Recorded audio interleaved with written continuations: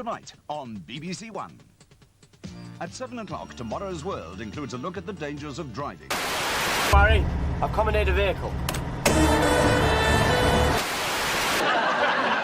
The old trick, eh?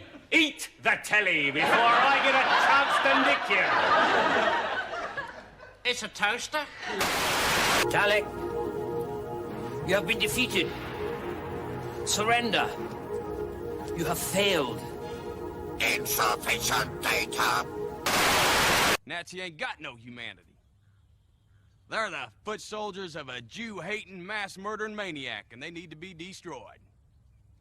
That's why any and every sumbitch we find wearing a Nazi uniform, they're gonna die.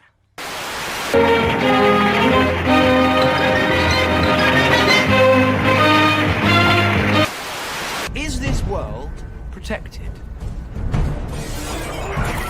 But you're not the first lot to have come here. Oh, there have been so many. And what you've got to ask is, what happened to them?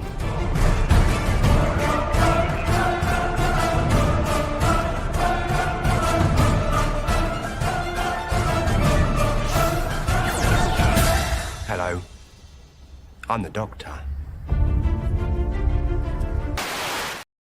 Indeed, good morning. Hope you're doing well wherever you are. I'm a bit under the weather, ladies and gentlemen. What brought me under the weather? Maybe it's hearing my Somali daycare has been raided by the feds. That's my favorite story right now. The Somali daycare one. Oh my God, I can't get enough of it. It makes me laugh every single time. No, I'm a bit under the weather. I guess all the emotion and everything going on with my grandkids and all that stuff just kind of caught up with me and my body relaxed. It's basically where I am. But we'll drink some coffee. I always say this, right? But I'm always wrong. I'm going to end early tonight. I always say it, and I'm always wrong. Let's see what happens, right? Let's see what happens. Oh, yes. Yes, a sweet kiss of coffee. How I love thee. Oh, yes. I like a bit of coffee. Anyway, good evening, good morning. Hope you're all doing well wherever you are in the world, ladies and gentlemen. Today, the biggest news story that's been going around is this woman who got shot by ICE, right? They're trying to make her into George Floyd, and I don't really get making her into George Floyd. George Floyd was a bit of a bum, as far as I remember, right? George Floyd was not a good guy. Here, let me see if I can find the some of that footage. I should have downloaded it to start with, right? But this thing's been doing the round. ICE shooting, maybe I should do a search for. ICE shooting. And it shows it's essentially this woman was trying to run this guy down. So, it's like, I don't want to tell. Oh, here it is. Is this the whole thing? There we go. Yeah, this is it.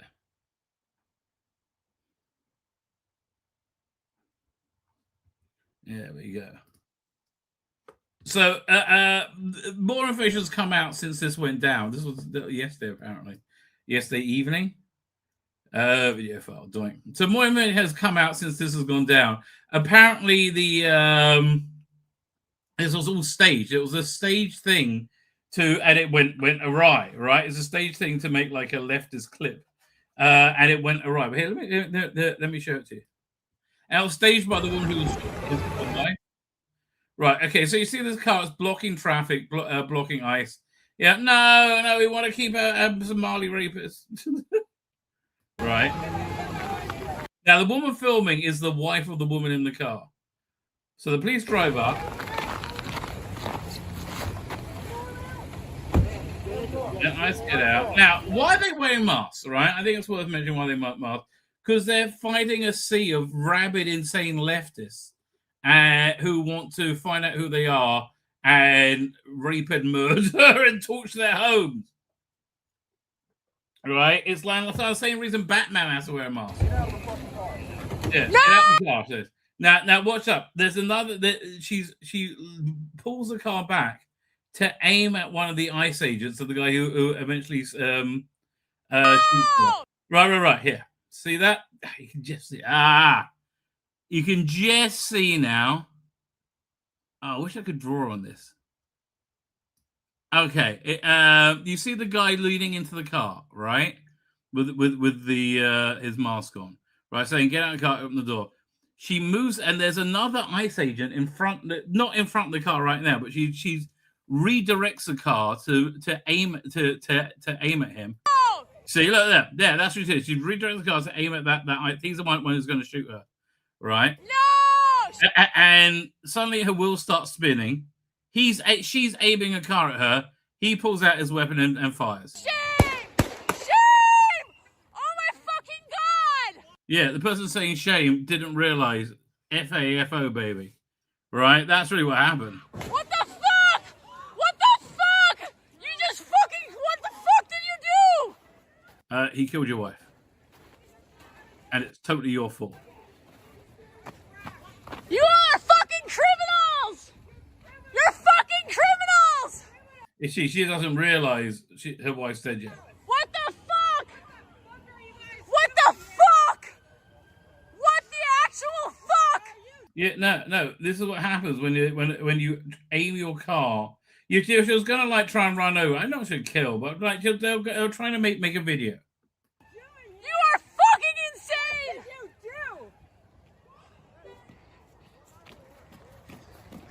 What did you do? You! Shame!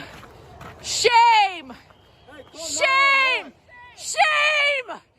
Yeah, no, honestly, no. I think in legal terms, it's called a clean sheet. Shame! Shame! Shame! Does she realize that the wife is dead yet?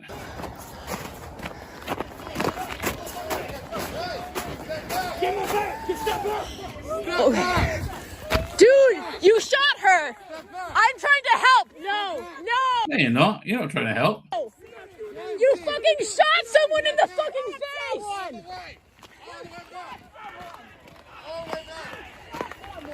Yeah. This is what happens when you fuck around with cops after having a year of a campaign of saying they're going to kill you. You shot someone in the fucking face! Do you have a conscience? Do you have a conscience? Again, this woman who's saying right now, do you have a conscience? She's on record of saying it's her fault.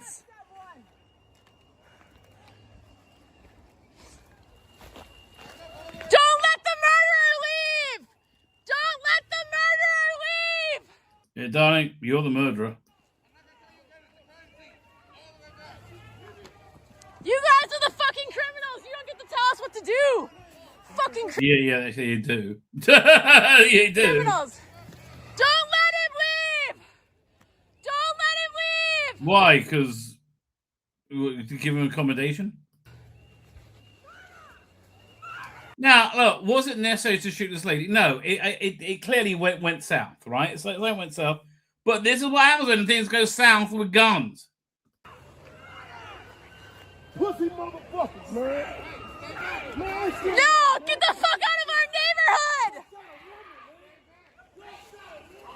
Your neighborhood's in America, darling.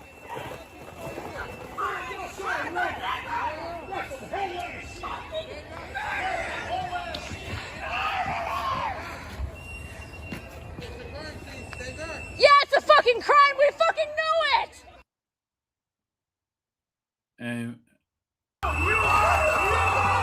Yeah, like what the absolute fuck, man? What the absolute fuck? Yeah, darling. Tune into Reality FM. This is what happens. So it is entirely on these protesters, right? I definitely believe that. And of course, it's being spun as some like stupid racial thing. Again, yeah, it was a stupid. It was a Karen. A Karen was run over, right? And that's basically what went down, right? I mean, that's basically what went down. I have to tell you, I don't think you know, I don't think it's you know, it's you think you expect to happen. Is it even a tragedy? I don't know. Yeah, no, it's a tragedy, right? But he didn't need to shoot her, but he had seconds to think. I think he thought his life was on the line. I think his life was actually on the line, and not because she was malicious intent, well, maybe because of malicious intent, but mostly because she's a stupid Karen and had no idea what she's bloody doing, right? Now, other than that, things have been going pretty good for the Trumpster this week. This new year, he seems to be doing very, very well. I mean, here we got now what was going on over here? Well, they were in Minnesota. They were there because there's billions upon billions of dollars being stolen in these Somali daycare fraud thing, where they would have these like daycare center set up, and they wouldn't really be a daycare center, and they'll take like $10 million from the government to be a daycare center without actually being a daycare center.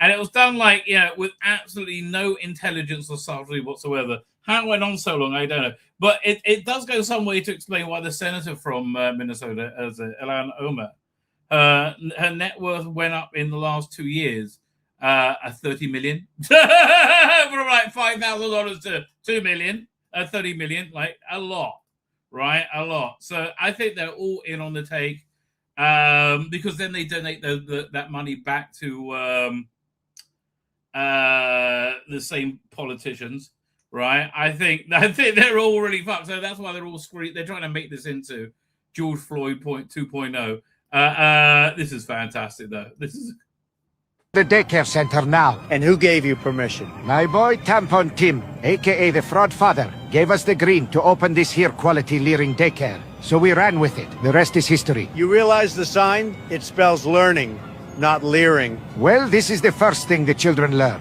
They see the sign and we test them with visual aids. This is how it's not actually that less subtle than this, right? It really is. They're just like, no, we will take billions, and they look like the dodgiest motherfuckers ever. We teach. Wait, I thought that in Minnesota, to be a licensed daycare, you're required to have a 15 square foot playground within 2,000 feet of the building. It will pop up tomorrow morning. Don't worry about it. You have all the documents, right?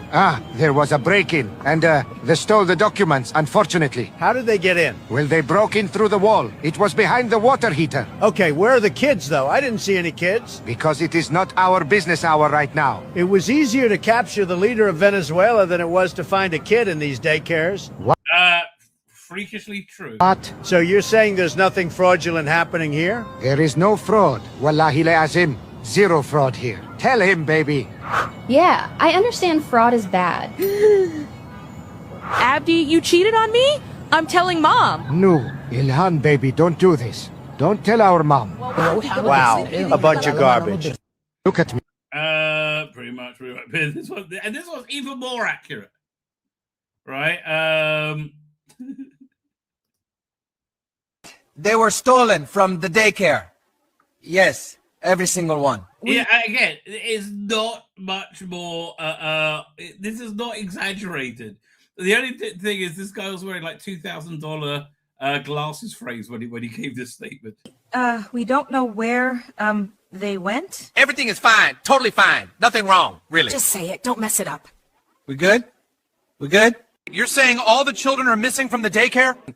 Yes, all the children stolen. Homeland Security, they maybe took them. Is that okay? But everything totally fine. Yes, very fine. Yeah, that's kind of what's going on there. At the same time, like, the people are still freaking out about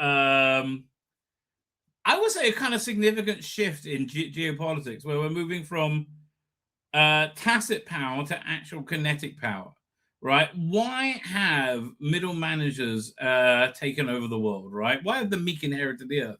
Essentially because we had this pretense that real power, hard power, doesn't really exist. That we're all really equals. Like America is equal to, I don't know, Spain, right? We're all equal. That's really bullshit, right? That is absolute bullshit. America is very powerful, and I think it's very important. I think it's good that they flex their muscles and show their power. So they took out a Maduro. They actually took out they captured a Venezuelan oil tanker, which was designated to belong to Russia. So that people were worried that's going to spark World War III. So you got that going on as well here. That again, the interwebs are here to tell us the news in the way that the only way that you need to hear it. Now, where is it? Hang on, this one. Amigos, yo soy su nuevo presidente, el señor Donald J. Trump. Your ex-presidente, el señor Maduro, is no longer your presidente. He kept talking shit, and fucking around, though, and he ultimately found out, though. Anyway, we're going to make Venezuela grande again. Mucho grande. El bigger, el better than ever before. We're going to drill, baby, drill. We're going to have a big, beautiful fiesta, all the tacos you want. Mucho mariachi, sexy mamacitas, and delicious margaritas. And President Trump is going to be el DJ, okay? Muchas gracias, muchachos. Y let's make el Venezuela grande again. Arriba el Venezuela, amigos. Wait a minute. I just saw a clip today of Trump talking about Trump wife dancing. Yeah, see if I can... His wife doesn't like him dancing. It was one of the funniest clips I've ever seen. Where is it? Oh, wait, I'll try Googling it. Trump, my wife doesn't like me dancing. Let's see if that comes out. Videos or short videos. Oh, hey, this is it. Oh man, where is this? This is on YouTube. I'm going to download. There you go. Hang on, I gotta go online YouTube downloader. Doink. Let's try this one. Because this is actually worth the trouble, right? Because it's genuinely very funny. I don't have the download thing built into this. I really don't. Never mind. Doink.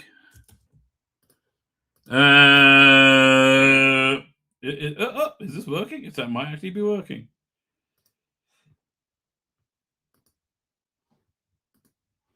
Download. No. Doink. Wait 10 to 15 seconds to start download. Okay. 15, 14, 13, 12, 11, 10, 9, 8, 7, 6, 5, 4, 3, 2, 1. Let's see. Did that work? Hey, it actually worked. Look at that. Following directions sometimes work. Video file. By the way, my wife hates when I do this. She said, she's a very classy person, right? She said, it's so unpresidential. I said, but I did become president. I just relate to him. I'm sorry. She hates when I dance. I said, everybody wants me to dance. Darling, it's not presidential. She actually said, could you imagine FDR dancing? She said, listen. And I said, there's a long history that perhaps she doesn't know. Because he was an elegant fellow. He was a Democrat, right? He was the attack by Japan, he was quite elegant. But he wouldn't be doing this. But nor would too many others. But she says, darling, please, the weightlifting is terrible. And I have to say this, the dancing they really like. She said, they don't like it, they're just being nice to you. I said, that's not right. The place goes crazy. They're screaming, dance, please.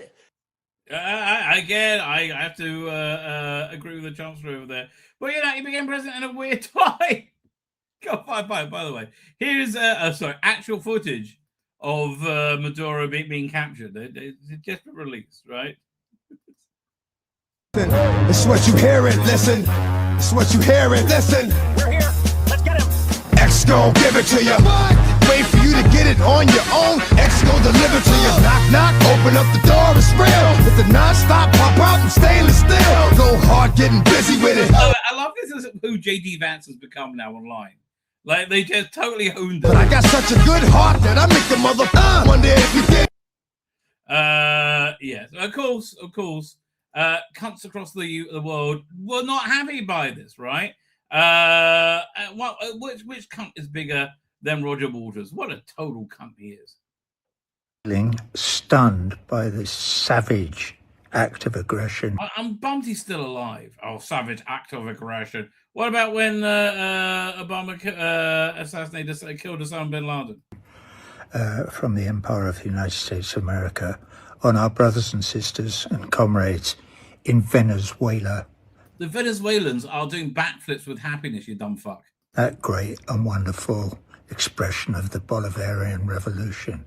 They all hate it. We stand with you, none of us, all over the world. I'm just so glad you're the face of anti-Semitism because you're such a dumb fucking cunt. Oh, yes. I speak to God knows what percentage, but probably 2 to 3%. Probably 99% of all 2 to 3%. All the people in the world when saying that we deplore your actions in the Caribbean. For God's sake, grow up. Stop behaving. You're screaming into a camera. I mean, like, dude. Like, yeah, Trump is redrawing the geopolitical map using kinetic force, and boy, is it good for the world, right? You're again such a moron. Like moronic children in a schoolyard. This, you know, they like destroyed that country, right? Is our world, not yours. Yeah, no, mate, you're in the minority. If I was a praying man, I would be praying now for President Maduro. Yeah, well, again, I think it kind of ties into why you're not a praying man. I'm not a praying man, but we know. I am an active man. By active man, do you mean a massive bigot and a moron? I will do anything in my power to support Venezuela, which is a sovereign country. Give them all your money then. Give them all your money. That's in your power. Give all your money over to them, right? Go and live in their shoebox. Go and live in a cardboard box. That's in your power. You're going to do that, are you? And should be left alone by the gringo bullies from the north. Meanwhile, what do Venezuelans actually have to say about this, right? So this is, what's the name? Somebody who hates Donald Trump. What's the name? I can't remember. Maybe we'll say on screen. Who voted for this? The people in South Florida.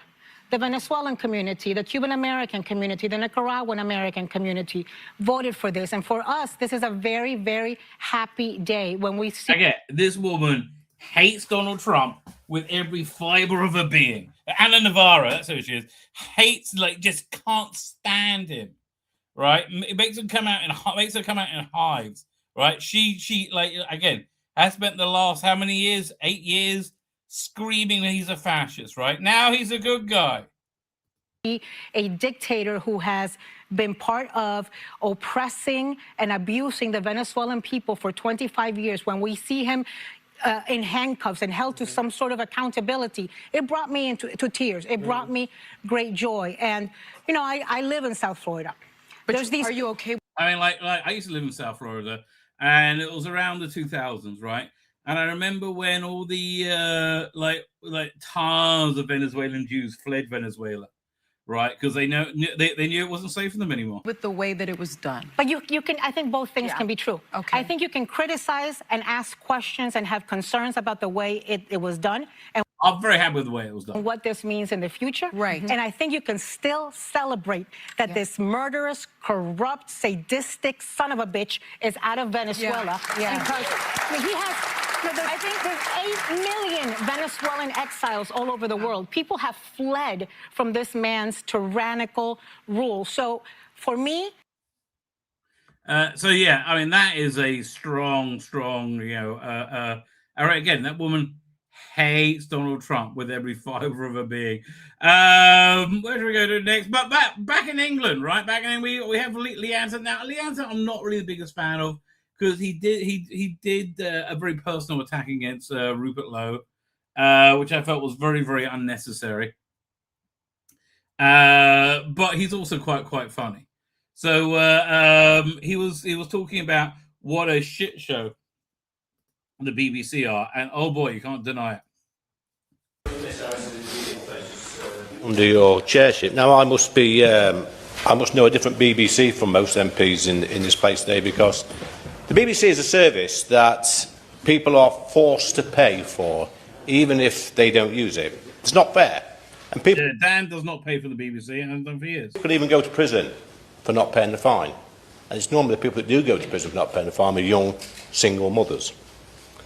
And the BBC, as we all know, has been riddled with scandal for the past 100 years, but more so in the past few decades. And yes, I agree, the BBC has made some great programmes over the years, great documentaries, environmental programmes, etc.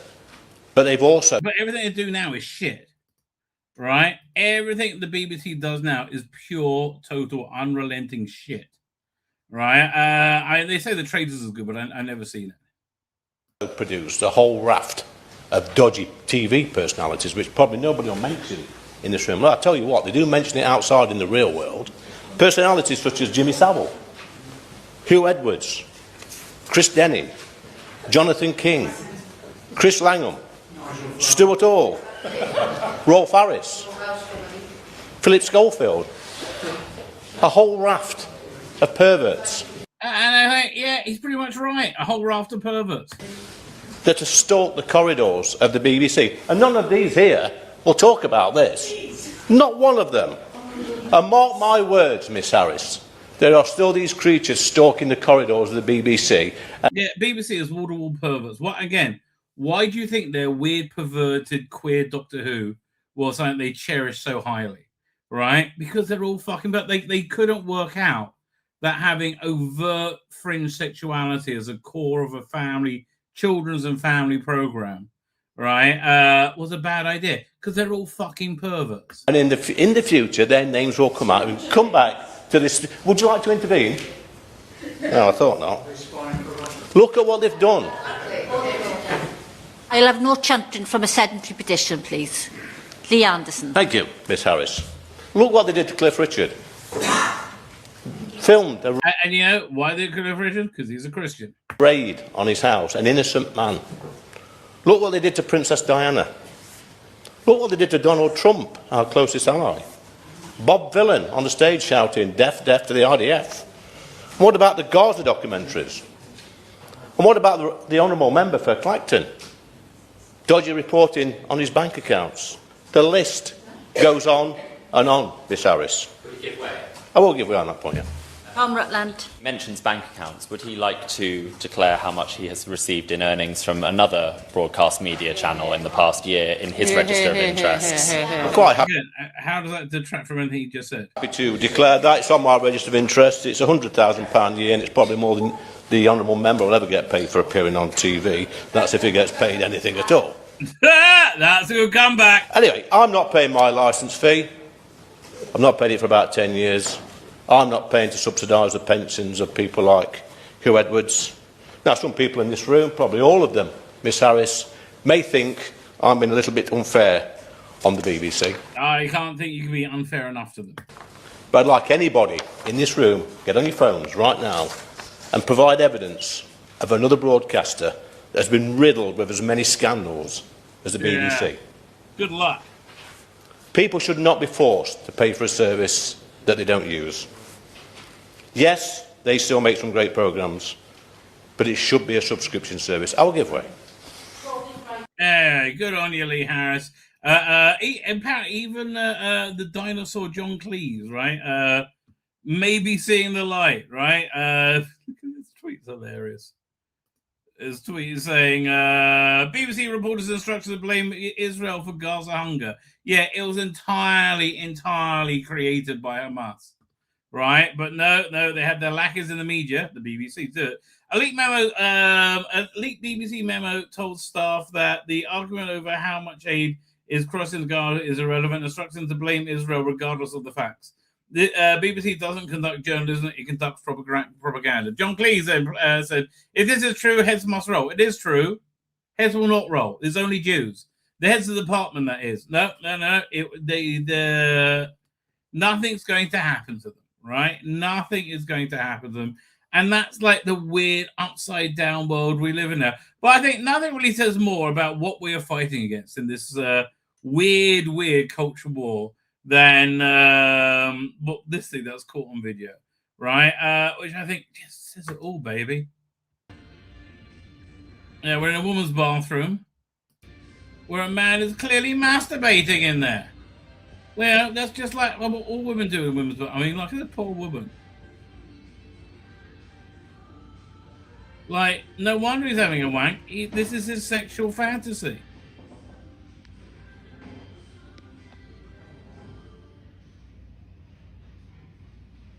Is he going to finish? Or is it?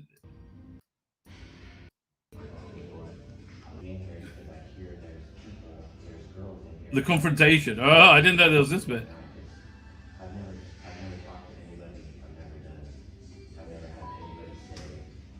You're better off using that bathroom though, because she felt uncomfortable.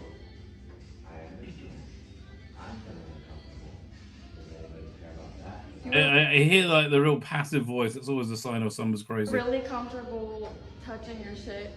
Bro, I literally saw your shadow, bro. Like, well, listen, come on, dog. Listen, you saw my shadow. That doesn't mean anything. No, we saw it too. That was you jerking off. I was getting myself together, so I don't understand. Okay, pal. Yeah. Okay. Yeah. Okay, pal. Okay, pal. Whatever you say. Come on, baby. No. Let's go. Hold on. Hey, y'all gonna call the cops or do something about this? Cause this is. We already informed our manager. Yeah. All right. I just want to make sure this properly gets handled, bro. Because this is crazy work.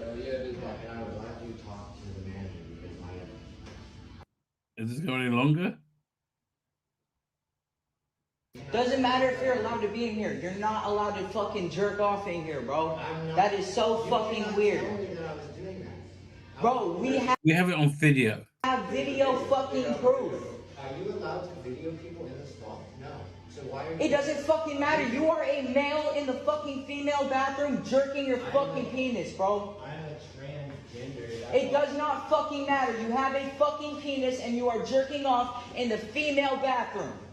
These are all facts, baby. Yes, you were. We have a fucking video of it, bro. I was on FaceTime. What were you doing? What were you doing? I was drying off, like I just said. Yes, for drying off. Minutes? Oh, I'm gonna quick dry. I'm drying off, baby. Oh, I didn't think you could edge when you dried off. Straight, you were drying Oh, off. so that was you in the shower, right? I was in the shower. Yeah, right. Bro, let's be on some real fucking shit right now, bro. The real shit is you were filming me in the stall, and you're saying that I was doing something wrong. Yes, you were fucking jerking off, bro. Can you guys listen to this? He was filming me. It's alright. We got you on camera. Like, you're in the women's bathroom jerking off. That's in the one. It's good. The manager will handle it. Maybe the cops, however they choose to handle it, is how they handle it. It's good. It's fine. Yeah, more of this stuff gets exposed the better. I mean, yeah, exposed is probably the wrong word. Let's go, babe. Have a blessed night, you guys. Sorry about that. I think this woman's handling it very well. Honestly, I do. I think she's handling it very well. Anyway, is that all the bits and bobs I got? I've got something to say here. Let me clean out that folder. I love the Donald Trump in Venezuela. We got that. We got this. No, that we want to keep. Oh, that one. What else we got? Lee Anderson, we did that one. Oh, we should really. No, I'll do this the next time. Hang on, let me clean those out. Okie dokie. Fine. Dynamic. Just sort of thing. Howard Shaken's working on something new. I like a bit about Howard Shaken. Anyway, ladies and gentlemen, let us get to the chat. Actually, here, one second. Let me open this up. I went through quite a few different iterations of Tomb Raider. Of who would be the perfect Tomb Raider? Share screen. Share screen. Doink. Kat Dennings, I think. I don't think she would ever be thin enough, sadly. But clearly has a boobage, right? Kat Dennings of was it Two Broke Girls, I think. Then Amelia Clark. She was actually my first go-to, Amelia Clark, right? But honestly, it could only ever be, what's the bloody name? No, nobody tell me. I'm looking up. Peggy Carter, actress. Hayley Atwell. She is actually the perfect casting for Tomb Raider. Maybe a bit old now. Maybe we could de-age her a little bit, right? Far be it from me to not be supportive of the elderly. No, Hayley Atwell is very hot. I think there's nothing that we can really argue about there. We go doink. There's that thumbnail. There you go. Yeah, Hayley Atwell's maybe a bit too much. Again, she's got the boobage, really. 1 second. Honestly, making a successful Tomb Raider series should be pretty easy. It's a simple adolescent masturbatory fantasy, not another lecture on feminism. I mean, she's super hot and she does kick-ass stuff, right? She's just... Tom Baker's very well deserved MBE. Feminist Tomb Raider moves to production. Why? Guess why? And later Doctor Magazine reviewed. Yes, we will be getting to all of that tonight. And more, maybe and more. So yeah, OT is here and he says, I see that Taris was triggered by Dan. I covered that on on Tuesday, I think. The fact he did a 1 hour video is hilarious. That guy, he's just such a fucking loser. I mean, he's not a loser because he's in the wheelchair. He's a loser because he's a fucking loser. Oh, fucking loser. Really, genuinely. You're still doing the same shit 10 years later. It's sad. Archie Connor is here. Archie Connor, thank you for joining us. This is Jonathan Cox. As is Darren M. Thank you for joining us, Darren M.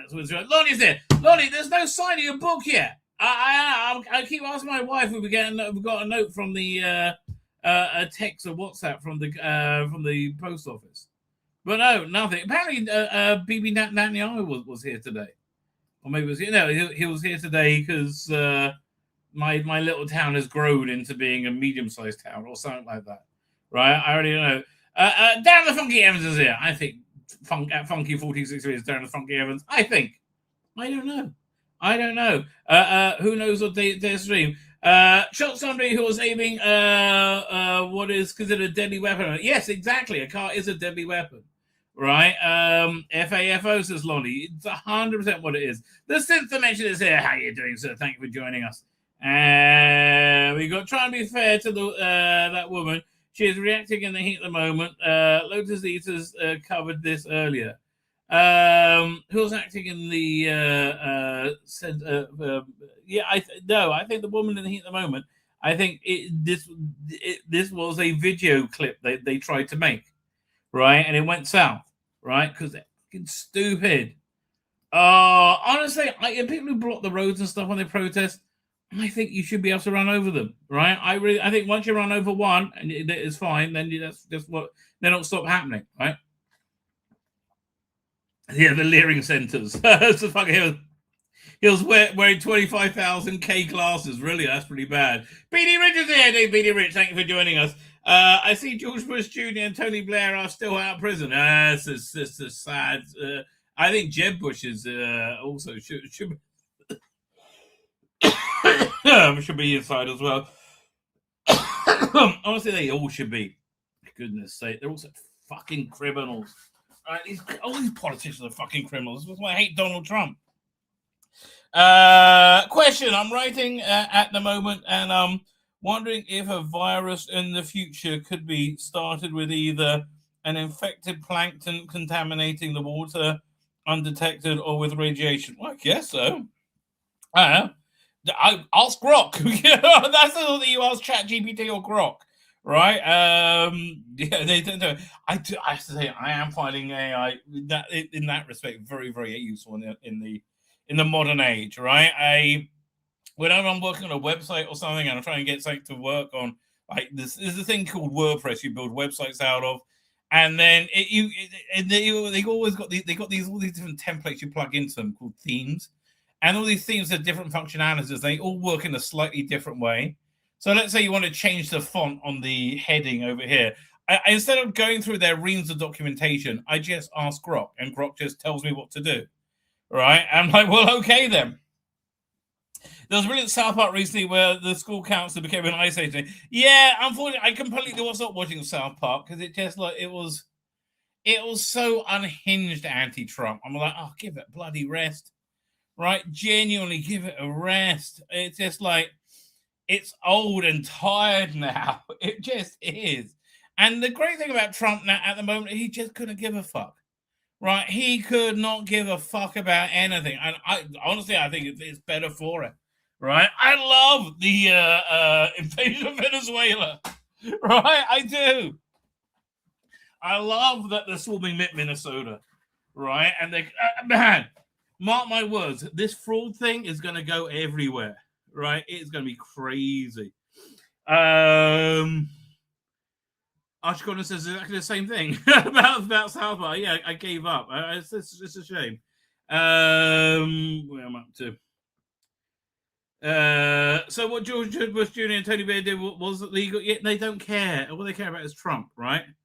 Oh, who's that guy anyway? So Archie Gordon, I think it's probably Roger Waters, right? The guy who the lead singer from Pink Floyd from their post. Sid Barrett, right? So they're saying the Wall, Dark Side of the Moon, that sort of thing. Also, massive anti-Semite, right? The guy thinks he's the Undertaker. The Ronald Child Roger Waters. Oh, I don't like your hipster music. Well, actually, I kind of like Roger Waters' music. Well, I hate to say it. How was your stay in the UK? Poppy Goldblum. Oh yes, you're full of satire. The UK Poopy Goldblum. I don't know what's going on there. Lee Anderson. Paradise shows ain't too bad. Yeah, they live in a bubble, to speed rich. They're so true.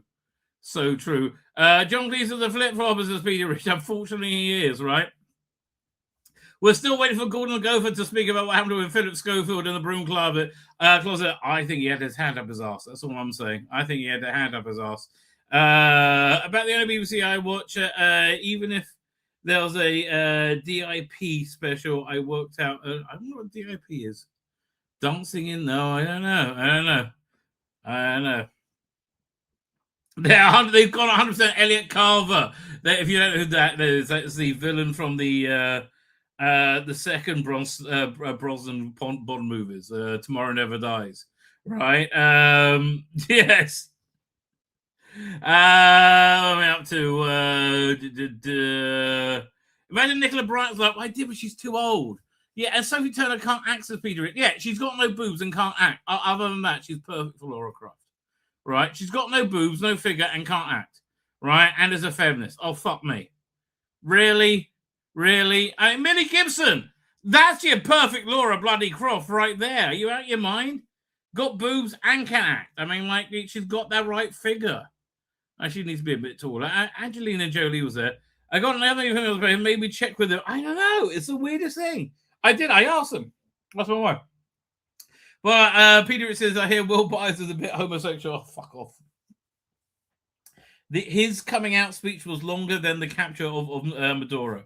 Right? I was running well off the Nerd Roddy Garrett's premiere yesterday. The chat was constantly mentioning it. Mentioning what? I haven't listened to it yet. Hi, Rabbi, on your best. Well, okay. Oh, my best. Well, good. I like your best. Finally, maybe we'll get a good guy there. Probably not. Right? Probably not. Still praying for Israel, by the way. We're still accepting your prayers there, since they mentioned. We are still accepting your prayers. Right? There is no we're not cutting down on that today. Okay, where should we start? Let's have a look at Doctor Who magazine, right? A bit of Doctor Who magazine. Doctor Who, the TARDIS. Where, again, they're very much handing things over to Pete McTeague. You can really feel that. Share screen. I don't know, maybe he might do something good. Listen, the majority of work I've seen of his has been good. But he's done some real clangers as well, like the what's that one he did? Did he do Praxius? No, the shooty one, right? What was that shooty one he did? Lucky Day. Lucky Day was a shit story, right? But I'm saying, okay, firstly, good cover, right? This is a good cover, and it's really designed to appeal to the classic fan, right? Great cover, great picture. I'm glad they're using it. Tom Baker's still wonderful. Oh, we love you, Tom. Right? We do love you, Tom. Woman Mancy, I have to tell you, wasn't shit, and she actually looks hotter in stills than she did in real life, but she looks reasonably beautiful in this. And Russell Tovey, flaming queer, as I'm sure he will call himself that he is, very convincingly played a heterosexual. So I was quite impressed with that. Right? Jason Quinn is the editor. Jason Quinn is such a bizarre guy. Right? Somebody told me he was Tim Quinn, as in Tim Quinn and Dickie Mallett used to the cartoons in Doctor Who magazine. Brother, right? That's really kind of wild. But man, look, he's got his work cut out, filling out a year's worth. Oh, maybe not. I think there's quite a lot you can do. I don't know what's going on. The Blue Zoo was pitched to make the CBB show.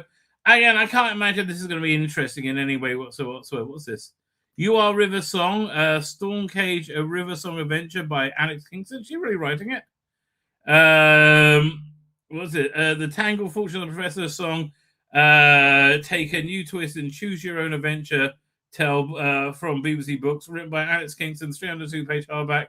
So I'll sell February for £25. Not really interested. I'm very interested in this. Can't wait for this to come out. I think it's March. Right? What's this over there? Doctor Appreciation Society awarded 19th scripture Andrew Cartmel the Terence Dix Award, named after the predecessor, occupied the same day. For what? For just being around, right? Just being a good egg.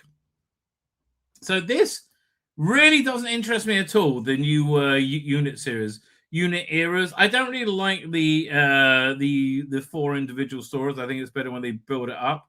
I'm just really not that interested. Right? I'm really just not that interested, I'm afraid. Sounds of the Sea, no. Although the music was pretty good. I have to tell you, I thought the music was pretty good for Warren Billy Landsea. What's this? Make your bids. An online auction of over 200 Doctor Who props will take place by bidding the 3rd and 9th in February. Process support BBC Children in Need and the preservation of the storage of historical props and costumes. Amongst the items will be able to bid on a bronze Dalek that appeared in Asylum of the Daleks. Well, that's not impressive. So many things appeared in that. BBC Books, original release in May, is a brand new adventure of the 11th Doctor and its companions. Who's reading it? Circle Memory, written by BAFTA winner Bob Ayres, who has previously contributed to the first and second Doctor Adventures, Big Finish audio range, read by Dan Starkey, who has, of course, played the 11th Doctor, Sontaran Psychic. Again, I really wish they got the new guy from doing the 11th Doctor to read that. Right?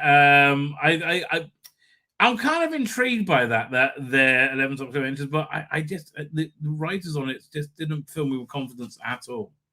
Right? At all. What's on the Who tube?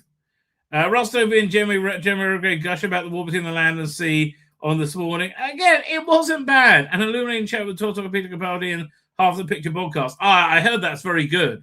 You might go there. Chris Thompson's trailer for Cyberdine, which was freaking excellent.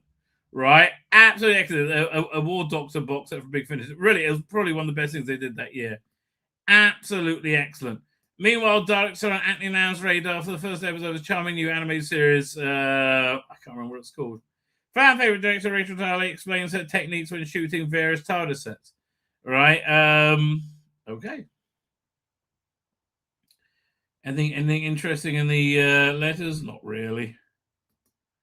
Where are we up to? An MBE for the Doctor. So yeah, so I think we'll cover this in more detail at some point. But this does look like a lovely story, which I'm really looking forward to diving into. That's only 3 pages long. It's baffling to me because They should be able to pad this out for more, right? I think Louise Jameson just looks lovely. I really love them together. Where are we up to? Russell Tovey interview. Lisa Gledhill interview. I don't know who Lisa Gledhill is, but okay. Right. Again, this wasn't bad. It really wasn't bad. It wasn't really Doctor Who, but it wasn't really bad. All right. I think Russell Tovey was a good convincing lead. Pete Mateen's production diary. We might go through this in more detail tonight. I don't know. Right, because again, he is the future. He is the next showrunner of Doctor Who, right? And he talks a good game. This was excellent, really was excellent. Hey, but I also listened to this one, Fallen Heroes. So this season of The War Doctor Rises, bit hit and miss. Fallen Heroes ended well. But as the Cybergene was Cybergene and Morbius are the first one and last one in the series are the two to watch out for. In Mysterious Thousand Blow, DWM will tell you a tale of the Botanist Blue. As Lisa goes, okay, it's a set report. Okay, but it goes on forever. 1, 2, 3, 4, 5. Oh, she's got a nice rack. That's this woman, whoever she is.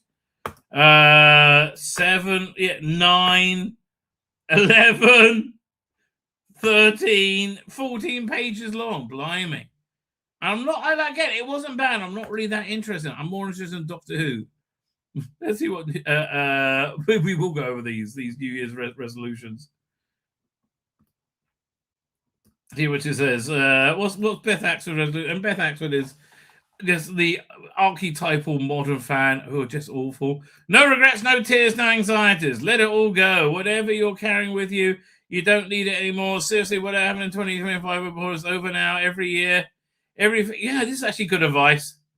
I want to rank on her, but this is actually very good advice. Live in the moment. Okay, Beth, you've won me over with this. Okay, you have won me over. Why you put a picture of Jodie next to it? I don't know, but very good, right?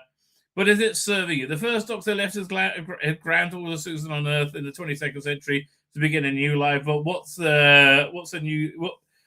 a new year is for us. It's a chance to start over, start again, enter the air with the words of the Doctor. No matter where it takes you, no matter what experience, you must not fret. Make it your resolution to move through 2020, then and go over guilt, upsets, and what. Okay, Beth, honestly, I wanted to rank on you and take the piss. I got a lot of respect for that, very good. I really strongly agree with you. Right? Stop running on fumes. Doctor isn't that alien to us. Not really. They run away from their feelings as much as we do. But it sounds like she's had a real moment of introspection. But much like the 14th Doctor, if you don't slow down, your body will force you.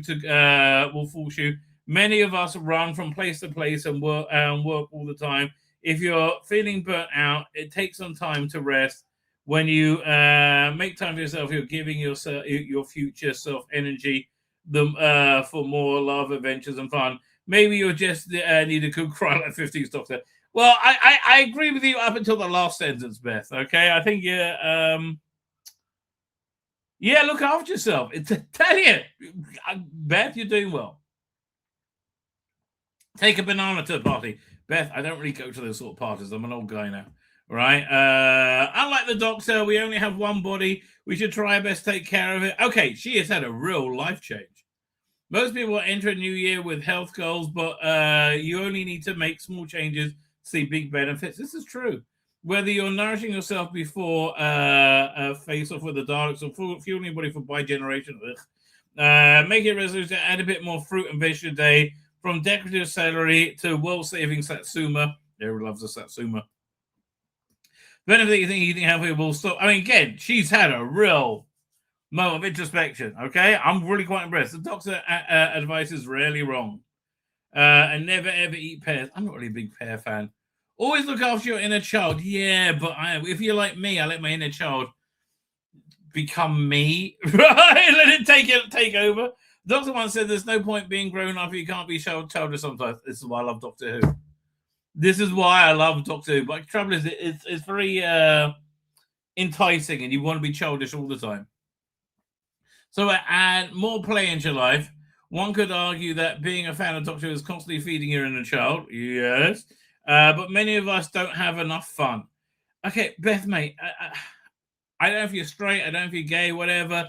It sounds like you need a partner, right? Honestly, you know, I look at my kids, right? I look at my kids who were brought up religious.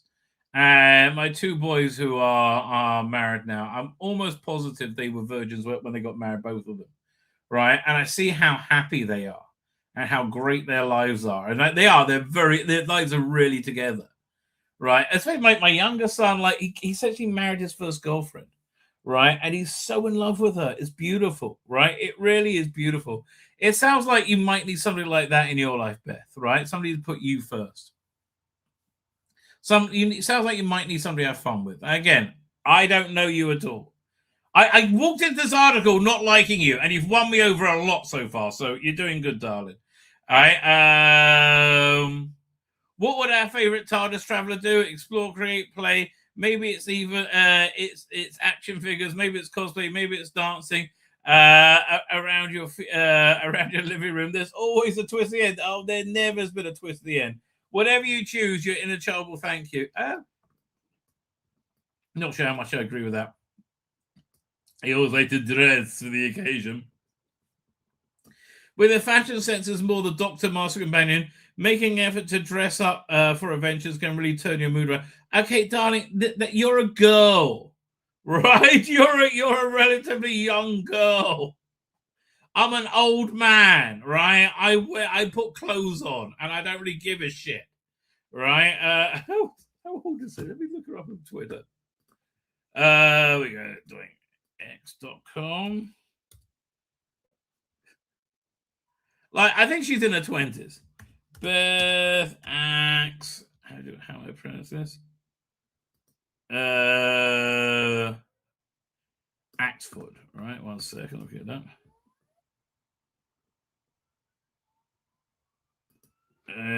Beth Axe Ford.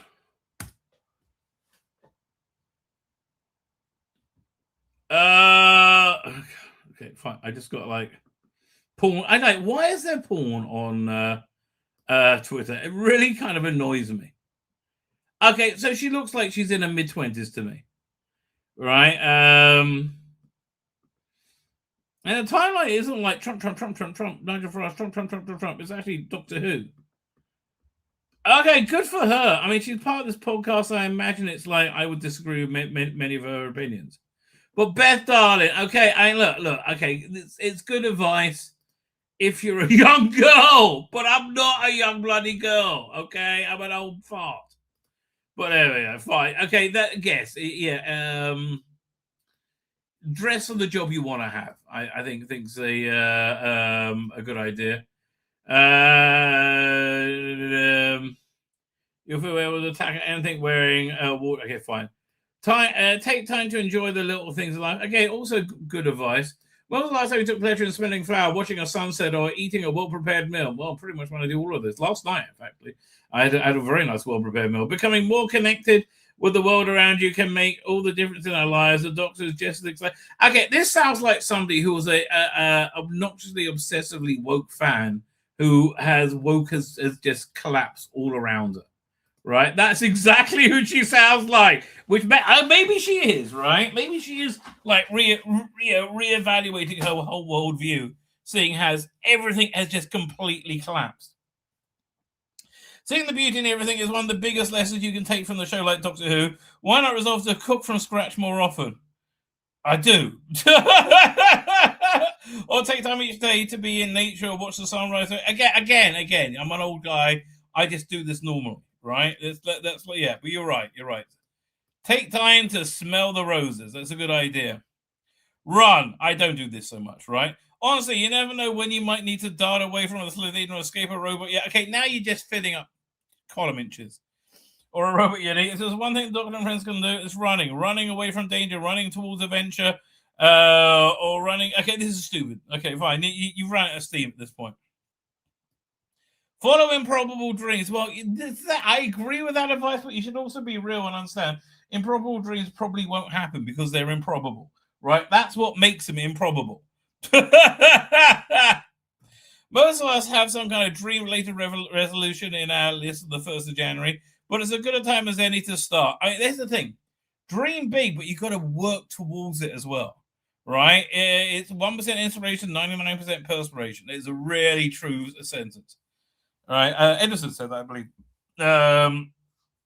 Many of us get stuck when achieving our goals, whether it's imposter syndrome. Well, no, you get imposter syndrome when you're elevated beyond your abilities and your talent, right? Which a lot of people like Beth Axford are, because they have the right politics, they're the right, the right worldview, and that's exactly what goes down, right?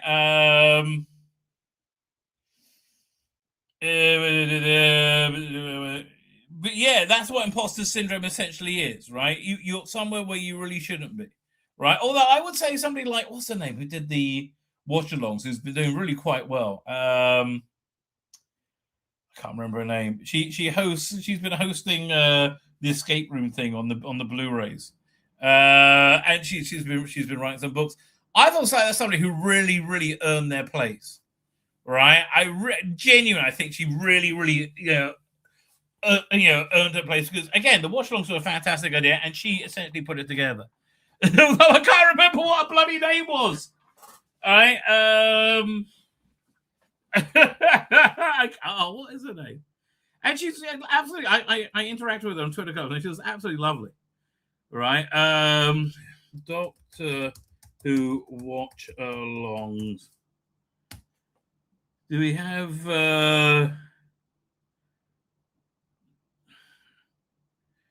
Lockdown here. This is over on the Doctor Who Wikipedia.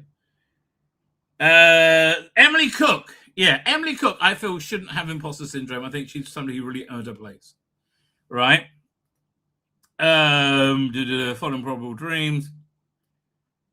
When you get stuck into fear, what's it? Imposter fear and simply not knowing where to start can be difficult to make headway. Just get stuck in. Okay? Just get stuck in. Travel, hopefully. Again, I mean, like, I'm older now, but yeah, look, seeing the world's a good thing. Like when my kids were younger, we did take them to see a lot of places, and a lot of culture, and I think it's made them better people for it, right? But again, she's just like trying to squeeze blood out of straw now. Take a stand and don't run away. Well, no, here's the thing: take a stand, but you've really got to like stop and think. What are you taking a stand on? Right? Am I taking a stand on being an anti-Semite? Right? As in, I want to be anti-Semitic. That's the thing. Yeah, the good nature of good people have been co-opted by wokeness, right? Evil wokeness. I think that this one was killed because she hated ICE deporting people from her country, which is what the country overwhelmingly voted for, right? You've got to be able to frame it with insanity. Right, and if you can't frame it with insanity, like if you can't answer basic questions, then Jordan Peterson had it best. You want to affect change the world, start with your own environment, tidy your room, and I think he's 100% right. Resolve to read. Well, this is really good advice of Beth, because she's a writer, right? And the big problem we have with writing today, especially, I think, really came out very clear in the final season of Stranger Things, which it was. Expanded beyond its ability, beyond it, is that it was written by people who learned storytelling through video games. It was like problem, extra problem, solution, execute. It was there. It just wasn't a story. Reading books, you learn how to write stories, right? So that's very good. Know who you are and don't question it. Well, you should always question who you are. See, I disagree with that. I totally disagree with that. Okay, look, Beth, you started strong. Okay, so good for you, darling. Good for you. Okay, this is an extensive article on the making of the trailer for the season 23 box set. 22 season 22 box set? Season 21 box set. My mistake. Right, 1922, season 21 box, and it's a good trailer. But for fuck's sake, mate, it's a fucking trailer. Right? It is a fucking trailer. That's all it is. So I don't want to tell you. Maybe we'll read that in more detail. Time Space Visualizer, who's doing what? Sheridan Smith, there you go. Sauron can be seen playing Andy alongside Sheridan Smith, Duke York Theatre. Woman in Mind. I like Sheridan Smith. Rossi, we're talking at the screenwriting weekend in Newcastle. I'll give that a miss. David Anton, Siobhan Finner of the Thursday of the Time for BBC 10 will play a prison officer, Bailey, who faces his own struggle, which leads him to clashing with his prison chaplain, Mary Louise. Now, as long as it's written by, what's his name? Boys and Black Stuff. The guy who wrote the first season, be good. Peter David Fraser, Kevin McNally among some of the guest stars in Midsummer Murders, and that Badland, fucking in everything. Returns the pathologist Fleur Perkins. Second season of Hijack, don't care. Has Archibald Jabi in it, Christine Adams. Toby Jones joins the cast. Red Eye. I don't know when it is. Paul Cobley, Anita Dawson, Nigel Havers. Tracy and Nina Wajia and the cast of Play for Today. Anthology revived by Channel 5. Really? That's funny. John Bishop is the host of... Okay, I don't know who any of these people are. And a lot of people. Brown bread. Brown bread, I say. What have we got here? This day in 2009. Is this when they announced the 11th Doctor? It looks like that's what this is from. Man, that was a great time in Doctor Who, right? That was that was a really optimistic, good time in Doctor Who. Happy days, happy days. So I was wondering, what's this? Fault Locator? Okay, it's just a column, but nice enough. Even a sponge has more life than I. Paul Morbius, a body atomized in the 9 corners of the universe. His savage brain slops on the floor. Crystal Knight considers the tragedy of the rogue Time Lord. Nice bit of artwork that goes with it, though. Really nice. Wonder if he's the artist for that. All right. So I was wondering what they're going to do with the comic strip, because Shooter's gone. Right. I wonder how far ahead that they did this. And is he going to say the Doctor for the whole year until they get to Christmas? I don't know. I'm just not interested in Shooty at all. Right. So he has a. So now Mel is the old Mel is the companion in the comic strip, and it's I guess they're in the can. But then the Daleks show up, and it's called Corruption of the Daleks. So I guess this looks like a major strip that's going to be ongoing. I know. I'm just like, why are they still with Shooty? Couldn't they find something else to do? Really? I'll tell you. Fact and fiction. They're finishing the Silurians. It's Alan Barnes. Alan Barnes, very, very, very solid writer, right? So I always find these things very readable. I like the cover of this unit special. I'm not buying it because I got so many unit bloody specials, but I do like that cover. It is nice, right? It is nice. Okay, so this I reviewed the other day. Nearly good. It was like the series conclusion, right? This I didn't bother with.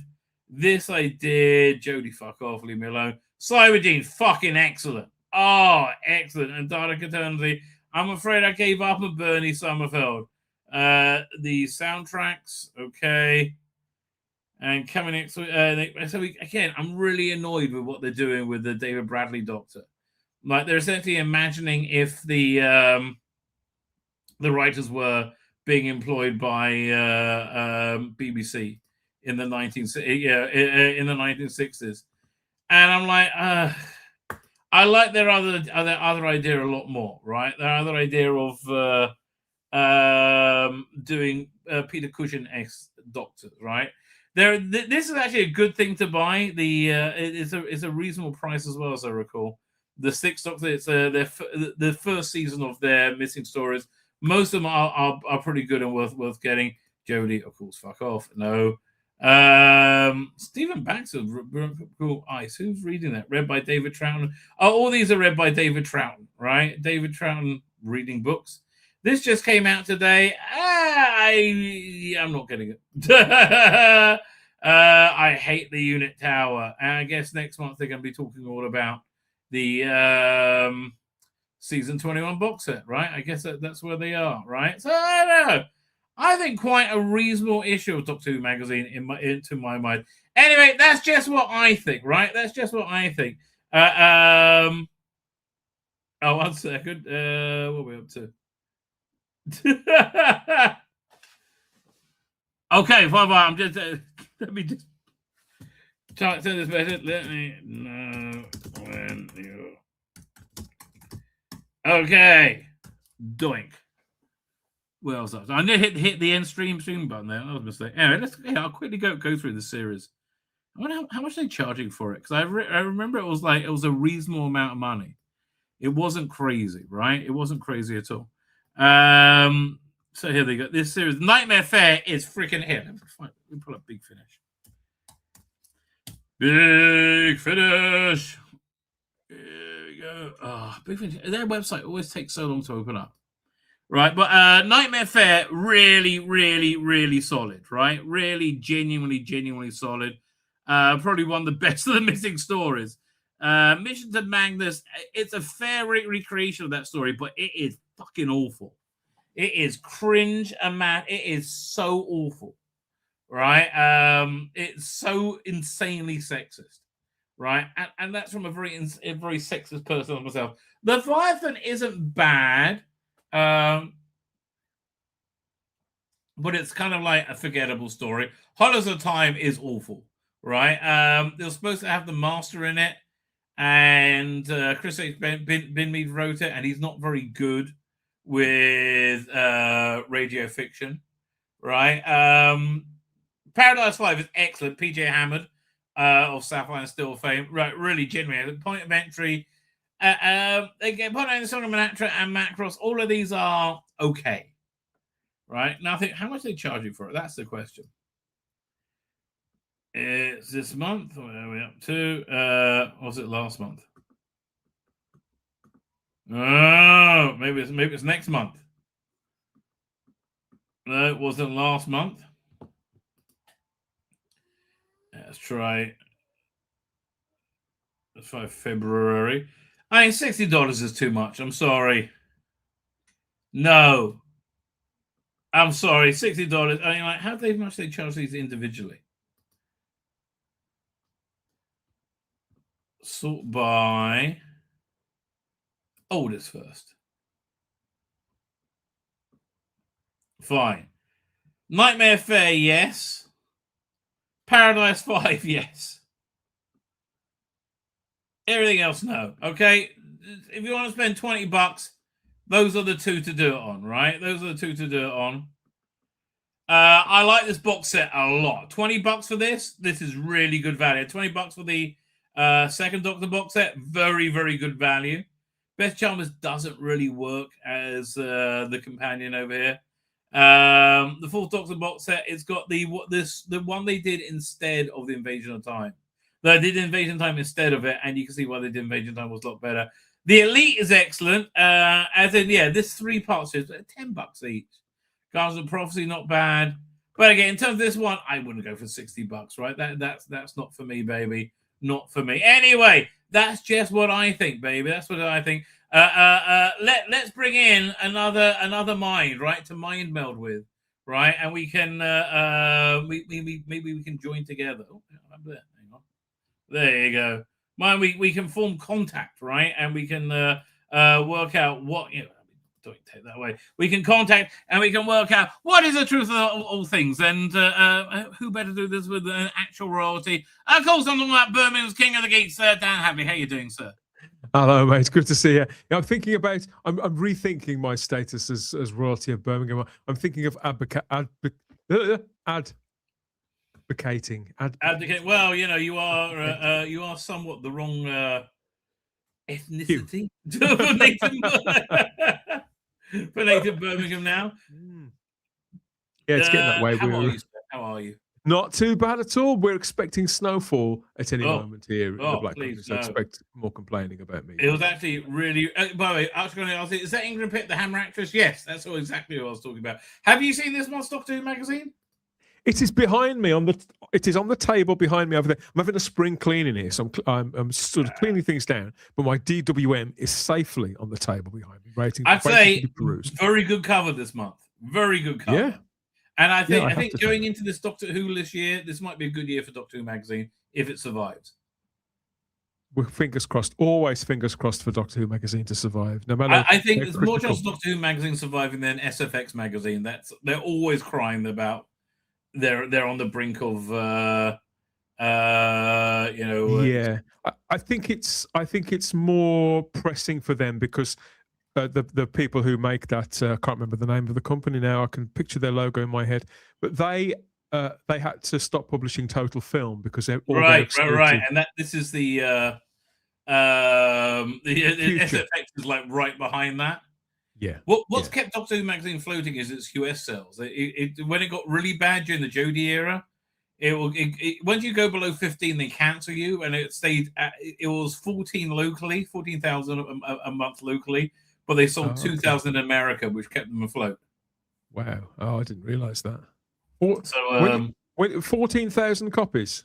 Yeah. Oh, that's about the same number of people who watch Star Trek: Strange New Worlds. Apparently, they measure that in the. I'm not joking. They're saying on Red Letter Media, they measure that in the thousands or tens of thousands. It's not a lot, right? It's not. There's got to be lot. more than 14,000 people watch a multi-million-dollar production like that. Surely? I think maybe not. Actually, I think maybe not. You've been getting more back into Star Trek recently, though. That was your plan as we spoke a while ago. Have you been watching more Star Trek? Yeah, a little. Yeah, I've sort of in fits and starts. So I've yeah. I mean, we'll have to talk about it in a couple of days' time for that. But what I've been doing is I've been cherry picking the things that I felt would lead me back into that fictional universe more so, because I'd missed it, and I wasn't sure where I wanted to restart when I came to look at it again a few weeks ago. So I've picked several points of entry to remind me why I liked it in the first place, and some of the more recent stuff I've enjoyed as well. So, yeah, in terms of recent stuff, I mean, I rewatched the final episode of Picard the other day, season 3. That's still awesome, right? That is still freaking awesome. Yeah. But again, Strange New Worlds season 1, I thought had potential, and I was very excited by it, and it just failed to meet that potential. So I'm very disappointed with that show. Listen, I really like. You've got good TV now. Get the 4K Star Trek motion picture. That is incredible on 4K. Well, usually I would probably be rewatching the Star Trek movies, but I've told myself, because I've had the same DVD copies for 25 years, that I want to upgrade to the 4K ones. So I'll buy them in fits and starts. I'll buy one a month or something like that. Get the whole lot. I'm going through Battlestar Galactica right now, 4K. I'm about episode 11, I think, of the first season. And the 21st century one, or the original? Yeah, and the 4K upgrade. I think it's a fan one. Awesome. It is just like awesome. When did that show start? When did that show start? About 2002. So it was just before HD became standard, wasn't it? Right. But it was all digital, so they were able to upgrade it quite easily, I believe. Oh, okay. I think it went from like 2002 to 2007, maybe. Around that, yeah. There's 5 or 6 seasons, a couple of TV movies. Right. So yeah, I've got the whole 4K series on my hard drive connected to my TV now. Right, and it's just gorgeous. I got the 1080 upgrade for Deep Space Nine on the same drive, which is also good. But this one is even better. So crisp, right? I don't know if it's an AI upgrade or what, but it's really impressive, right? It's really, really impressive. So yeah, big recommend. Did you get yourself any good Christmas presents in terms of genre media stuff? I can't say that I did, to tell you the truth. It was very. I had a very muted Christmas. I think I watched a couple of things, 2 or 3 things. Most of all, the big film I picked for myself was Last Train Before Christmas, which I spoke to you about last week. So yes, we did. Yes, I did enjoy that. I didn't watch any of the usual things that I usually watch. It did seem to somewhat fly, but I was busy being a grandparent, right? All that stuff's going down, and yeah, over New Year, all that stuff has just died down now, thank God, right? So getting back to reality, but it's yeah, there was a lot of babies for me over Christmas, right? Over New Year's, I should Christmas as well, right? Something I found interesting in this issue. How they're very much. Oh, this is a great article, right? But why is it only 3 pages? Well, they got other things that go on forever, right? War Between Land and Sea. Pete Matigue. They are so positioning Pete Matigue to be the once and future king of Doctor Who. This was all decided such a long time ago. They're walking us to the place now where people just go, "Oh, of course." But some of us have been aware of this for a long time. I'm just hoping that. I know he can do something good. I just hope he does. Right? I just please don't do another Lucky Day. If he's given, that was good. I mean, I know I repeat myself a lot on this. If he's given room to do what he does best on other shows, then this could turn out not to be anything particularly revolutionary. Because obviously, this is a guy in his 50s as well. He grew up in the same era that you and I did. So I would rather they have somebody who's about 30 to tell you the truth. But yeah. This is a guy who's made some really good populist TV, and he knows Doctor Who inside out. So again, I understand why people are going, "Oh no, not him, he wrote Praxis." But I think the War Between proves that we have not seen this guy at his best in the Who universe up until now. Again, people hate saying it, right? But the War Between, good dialogue, good characterization, good. It was good drama. It was worth watching, right? Wasn't the best thing. I didn't even make my top 10 things of 2025, but whereas Alien Earth did, where some people may disagree.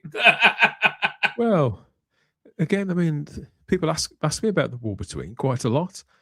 Because we had more people unsubscribe from the Type 40 YouTube channel. Yes, they do. Because we gave the War Between a relatively good review. We had our bones to pick with it, and most of us felt the finale was a letdown. But a lot of people unsubscribed simply because of we didn't slate it. We did not hate it, and therefore, the political landscape on YouTube really does make me laugh. But I'm always honest. If I watch something, you'll always get my honest opinion. Yeah. I'm not a political activist. I'm a Doctor Who podcaster, so people get my honest opinions every time. I've got no axe to grind, no campaigns. If I enjoy something, I'm going to be honest about it and process it accordingly. And if people don't like it, that's fine too. I tell you, I actually like the ending. I like the idea that humanity just wipes out the Sea Devils, with a biological. I like the content of that, of where the story itself points to and where it rests. It's the execution of the finale that I feel lets it down. Oh yeah. It dragged somewhat, right? It did indeed drag somewhat. All that slow motion, all those voiceovers and things like that. I think, oh come on, this has been an intimate show up until this point. They've got us into these characters' heads, and now we're pulled away from them. And so that's why I felt it was not what it could have been.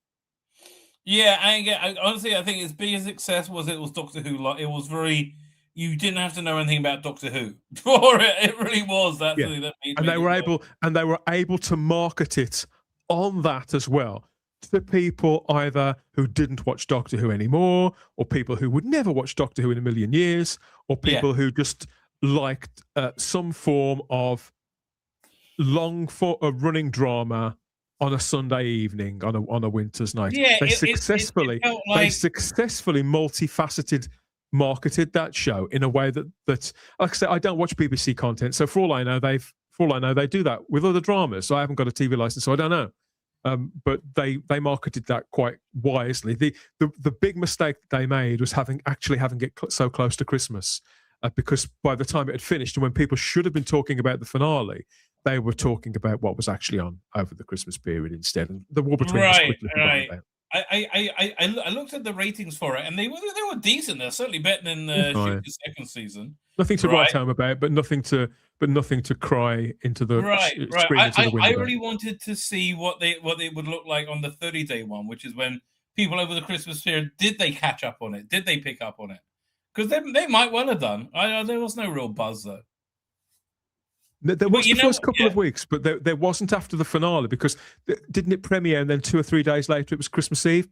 People are doing it. I mean, for a start, the day after, we're talking like 48 hours before Christmas Day, every bloke I know is out Christmas shopping, last minute Christmas shopping. So you've lost the men immediately. They're already under the cosh. It would have been a good time for a strong social media campaign with clips from it to remind it over Christmas. Like, check out the box set. That way, if they put that on, Facebook, Twitter, TikTok, whatever. Again, as I'm not a BBC viewer, I don't know whether they've done this or not, but I would like to think that over the Christmas and New Year fortnight, as bumpers in between programs, in between EastEnders, they've got a thing like now available, all 5 episodes of The War Between on iPlayer. And that's what they should be doing. Whether they're doing it or not, I don't know. I have no idea if they did that. Although I'm close right now saying the best Doctor Who of 2025 was this thing over here, Cybergene. I really thought that was great. Good, was it?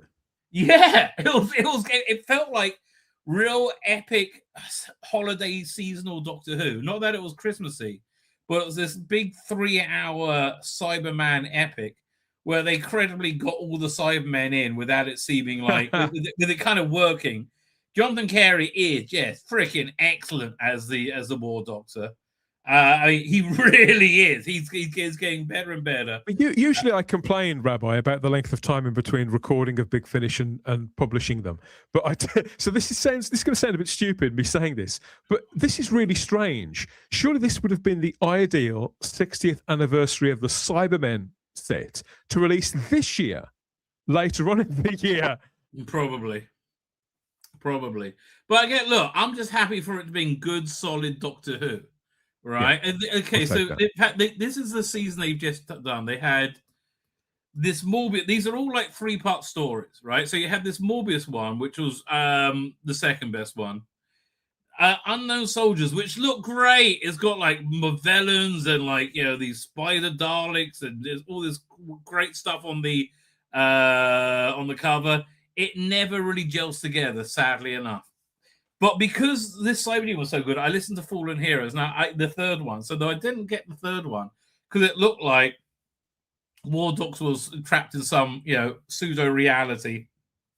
And it's more like a detective story, X-Files or something like that. Yeah. And then it's going to be all revealed at the end. And that's exactly what it was. And the last episode was very, very good. But it's very complicated, very labyrinthian. Right, and I want to hear the War Doctor be the War Doctor, right? I don't want to hear and I understand it. They need to do creatively stretch, but this thing, Cybergene, 100% the best Doctor Who of 2025, I think. Wow, it was really genuinely strong. I think I'll get this then, because I have enjoyed what I've heard of the War Doctor stuff so far. Let me have a look. See who wrote it. I like the look of it. For some reason, I just didn't think it was out yet. They put that many things get announced. Yeah, well, if you notice this year, they very much Jonathan Morris is a writer, right? They very much reduced their output in 2026.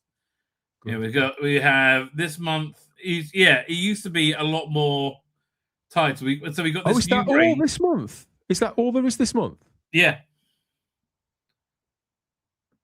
And it's like the Jodie stuff that was recorded a long time ago. Lonely No More is like they've been putting out these small little things that nobody's going to buy and nobody cares about, right? For some reason, Starcots they probably recorded a while ago, and I stopped listening to that, and I'm really not interested in the David just Bradley one. Just a couple of Doctor Who releases there on Bound and the Right. And there's got a couple of audiobooks. And it's not even that unbound, right? This is the one that interests me the most. But I got enough Doctor Who. I don't really need to go looking for this, right? So the audio novels. I might get the Companion Chronicles. But yeah, you see, look, it's much lighter now. It's and as the year goes on, right, you'll see there's less and less and less, right? But it's conspicuous, isn't it? Yeah. Well, yeah. I think that's probably a wise strategy, though. They've simply been putting out too much for anyone to keep track of, not just financially to keep up with, but to actually, literally, to keep track of. Never mind listening to. I mean, anybody who's a Big Finish completist now, like I used to be, I have no idea how they manage it. No idea. Yeah. Again, they've successfully made their content an impenetrable wall that you can't get into, right? It screams out it needs to be a streaming service, right? Because it's just not working. I think each time I go to the website, I think that it hits me more starkly that the mode of delivery is becoming outdated. It's very outdated. And it could be the case that the BBC won't let them get in front of innovation. Well, that may well be the case. I believe that they charge a lot more they make it unprofitable for streaming, right? They can only, that's how their contract is based on downloadable content. That's why. Because if you think about it, if you think about it, mate, Big Finish has historically been, considering their confines that they're marketing a niche product to a niche audience, they've actually been quite bold and creative and innovative. I struggle to use the word pioneering, but they've been bolder than a lot would have been. Well, they used to be pioneering. In some of their innovations. Look, everything went to shit with the Jodie years. Like, just everything went to shit in those years. That's true. It's like that is true. And like up until then, they were pioneering. Like Dalek Empire was awesome, right? They have a lot of really great. Gallifrey was a great series as well. They had a lot of very, very good series. And again, it's just it's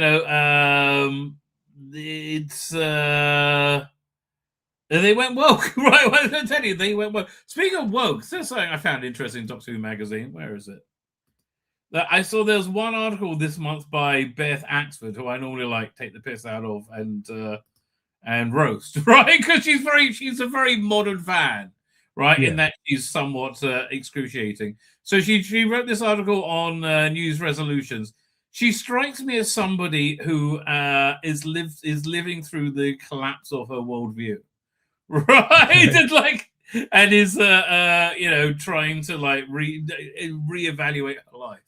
Like right? I've rather warmed to Beth Axford over the last few years as she's grown up. I think when you read her talking about Doctor Who and talking about Doctor Who fandom, she's a lot more open, less judgmental, less ideological than she used to be, and so a lot more relatable.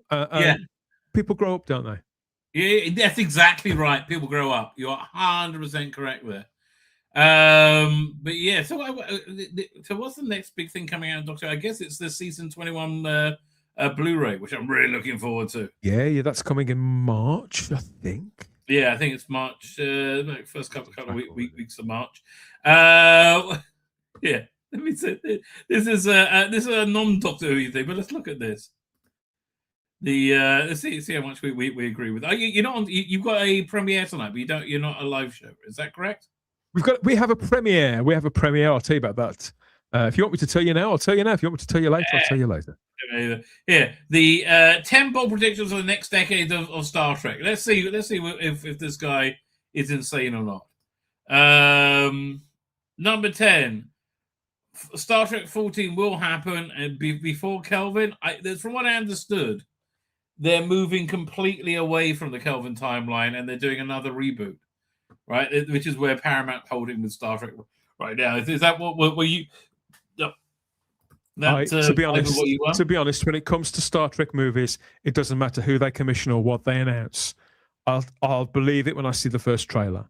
And in light of various studios still changing hands, deals being made, then I think the wisest strategy is to just assume we won't be seeing anything on the big screen for a few years, and the process between here and there, whatever they've got in mind, will probably change shape and could change content completely between now and then. So it's the place I got to with Highlander a few years ago, the Highlander film, where I thought, I'm sick of thinking about this. But just go and make it. Get back to me when you've got a trailer. And that's how I'm starting to feel about this. At the Highlander show, Highlander movie? Yeah, they had to stop in October when Henry Cavill, didn't he break his leg or something? Or damaged he damaged an arm, didn't he? One of his lats. He was doing some swinging of swords or something. So they had to put back filming. They had to postpone filming for 4 months. I think they're back in February filming that once he's fully recovered. So it's midway through filming. That's good. Okay, number 9, Otoy having direct involvement with Star Trek. I think this is very likely, don't you? There's a reason why they can't. And I can't remember. They can't, yeah. And I can't remember why that is. Otoy isn't a charity, but it's a foundation, isn't it? That's the word. So they already are in some respects, because obviously this is Roddenberry's do sort of own this, but they can't produce Star Trek under the Otoy name. Maybe they're trialing ideas within the films that they're making. That's possible too. But it's, as I understand it, because I asked this question of somebody who's really quite in the know with Trek. Paul, when would that have been? About a year ago now. And he explained to me in great detail why, and my brain has just left me. But there was a good reason why. I think the advances they made, like having, Sam Wentworth play Bill Shatner completely seamlessly, right? I would like to see stuff like that happen in the future. Like, maybe they could do I would love to see more motion picture era stuff. Well, right? yeah, I would and I wouldn't, mate, because I think, well, if I was an actor doing that, I would appreciate they'd still get paid, but you think I wouldn't want to, expecting them to play somebody else's part with somebody else's face. I think it's a bit of a bum deal for an actor. I don't know. I think, okay. In all honesty, I'd rather they make new Star Trek and make it good. It's the same with every other. I don't want legacy stuff all the time. I think you're probably right. However, I think Stephen Noonan, who you know, right? I think if he was, if there was a production to like remake Marco Polo with him playing the First Doctor, and then they have changed his face to William Hartnell, and they use the original soundtrack, right, and lip synced him, I think he'll be fine with it. I think if they get a paycheck, they get a paycheck. Well, he's such a big. I think it would be criminal to cover up the distinguished features of Mr. Stephen Noonan. Hello, mate, if you're watching. I just really like his take on it. It's Legacy, Jim, but not as we know. What's Star Trek Legacy? Is that the one that's not happening? That's the project that can't happen without Terry Matalas. Don't rule Terry out, everybody. Vision has now, I think it's finished filming. So the stars may well align with this. Oh, that would be fantastic, right? Because that's really what we all wanted, right? Because everything else they've done has been really dire. Return of Bronzy Moore. I was saying, like, maybe. Look what happened when Russell T Davies came back to Doctor Who. No, forget it. Thank you for your service, Ronald. Go and enjoy your gardening or home brewing or dogging, whatever it is he does. Let him go off and enjoy it. Isn't dogging like having sex in public? Isn't that what I mean? That's right, yeah. Okay, fine. Just want to be clear. Okay, but have you seen What We Left Behind, the Deep Space Nine documentary? No. Oh, firstly, you've got to see that. It's available somewhere, I'm sure. If not, it's on free on a streaming platform, so I have got it. It's so good. But what they do is, like, the backbone of the documentary is they get the writers' room together and they break the story for the first episode of a season 8 of Deep Space Nine. And it's really fascinating watching them work together. It's really good, right? It's really good. You can tell it's a little bit. It was filmed a few years ago because their opening scene they come up with was Captain Nog being the captain of Defiant, right? Being battered and the ship being battered and in the Delta or Gamma Quadrant, wherever it was, and it just makes it to the wormhole in time, right? But apparently Nog dies, and they killed Nog off in the beginning, right? But I don't know, it'd be interesting. When he appeared on the Katie Sackle show in 2025, we played Star Trek. She asked him about Return to Star Trek. He spoke about his need for time stepping away from Voyager, which was not the same satisfaction as Deep Space Nine. Yeah, I know. I think if it's good, I honestly, I would love to see Brandon Braga and Ronald D. Moore do a mini-series sequel to Enterprise, maybe with the Romulan War, right? And really give it the. You know how Picard season 3 was the perfect wrap up for TNG. In the same way, I think Star Trek 6 was the perfect wrap up for the original series, right? Yeah. I think Enterprise really needs a do over for a finale, right? I think set it in the Romulan War, and with the foundation of the Federation, bring Strand back in, the Andorian bloke. I do think it'll be good. I think they could. I think there's a real possibility. But they are talking about that with their what's it called again? I'm sure they're going to come up with it. It's one of the shows they're up for. That crossover event, no, unless it's with AI, it's not going to happen. They need to forget. They need to forget all this stuff.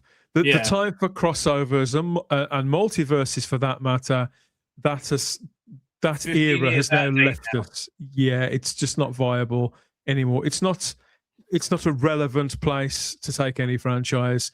With not just the big three, any franchise at all needs to assert its own identity and move on and do something different. This is a terrible idea. Lower Decks go theatrical or live action? No, forget it. Never go back to it. Never think about it. Never refer to it. It's fucking awful. The only thing that looks worth it is Star Trek Starfleet Academy. And I can't believe I'm going to watch that. Oh my God. There are people who love the Lower Decks animated series, and I say good luck to them. And you know what? If they ever brought it back for animated features that went straight to streaming, whatever, or brought it back for another run, the way that they did Futurama and things like that, I'd never want to stop. I'd never want to see that audience denied something they enjoy. It wasn't for me, but I don't think it really ultimately, as much as I hated it, I don't think it ultimately did any harm. So if they wanted to make some more of that, I don't really have an issue with it. But the idea of doing it theatrical and in live action is insane. It is insane. But like my problem with it was, I should say, I hated the main character. She was the most awful human being that's ever been. Yeah, I agree. Horrible. I agree. So I just again, if you like it, good luck to you. What I'm really hoping for 2026 is there to be a platform where I can make my own anime. Right, I am going to use the shit with AI. I will use the shit out of that. Animation, or specifically Japanese style anime? Animation, right? I mean, because I got this graphic novel. I got halfway through drawing it. It was like Red Coats on Mars, all right? I kind of imagined it was like a 1960s movie that never got made, kind of like Zulu set on Mars. I remember you showing me, yeah. Right, so I would do that with that platform, and then with that something like that, I'll be churning stuff. I'll be making a couple of features a year without blinking. Dr. Visit Starfleet, no, times again 2010. We're 16 years out for this. Alex Kerber takes about apparently Kathleen Kennedy is gone. Right, ding dong, the witch is dead. Oh. Like 5 years after everybody stopped caring, Kathleen Kennedy is gone. Well, nice move, Lucasfilm. You bunch of clowns. Star Trek Andor, no. I honestly, there so needs to be an Andor sequel series set between Star Wars and Empire Strikes Back. About did you watch Andor season 2? Yeah. I will eventually. I'll watch the whole thing eventually, but really I haven't good. To go back to. Andor season 2 was really okay. Well, here's what I discovered, because I really like the Pluribus as well. Did you hear about Pluribus? I did. That's the one from Vince Gilligan, isn't it? Yeah. So it's exactly the same thing with Alien Earth, right? I'm like, I am loving this. Every second is great. And a lot of people complain like, this is so slow, nothing's happening. Yeah, so I like slow things, I guess. Same shit, different day. So, yeah, this is my personal revelation I've had. I like things that are slow. So there you go.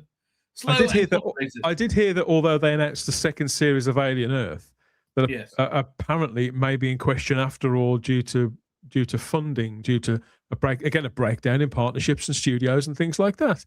Right. Which I think is, again, it'd be a shame for the people who enjoyed it. I'd never want to, I That's me. doubt I'll be. You found people who enjoyed it. It's literally me. Star Trek is going to take a break. Yes, I think probably 2020. Well, I guess we'll have Starfleet Academy in 26 and 27. Right. It's going to be taking a production break. Yeah, I don't see there has being to. any new Star Trek on the screens other than Academy until 28, 29. Sounds Probably about, not, no. about right. Yeah, so yeah, somewhere around there. And what's this other story that I wanted to get to? But I have to say, all these sort of anti-woke fandom press, it's just annoying the hell out of me right now. Oh God, they're all so obsessed with hating on James Gunn. Okay, I understand you liked Henry Cavill as Superman, But the thing is, Tzvi, they didn't like Henry Cavill as Superman when he was actually playing Superman.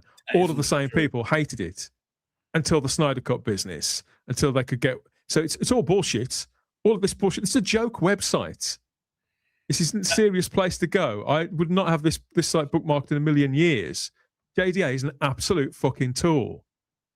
Yes, he is. Well, I like John F. Trent, but again, this John Trent's okay, but this is JDA's website.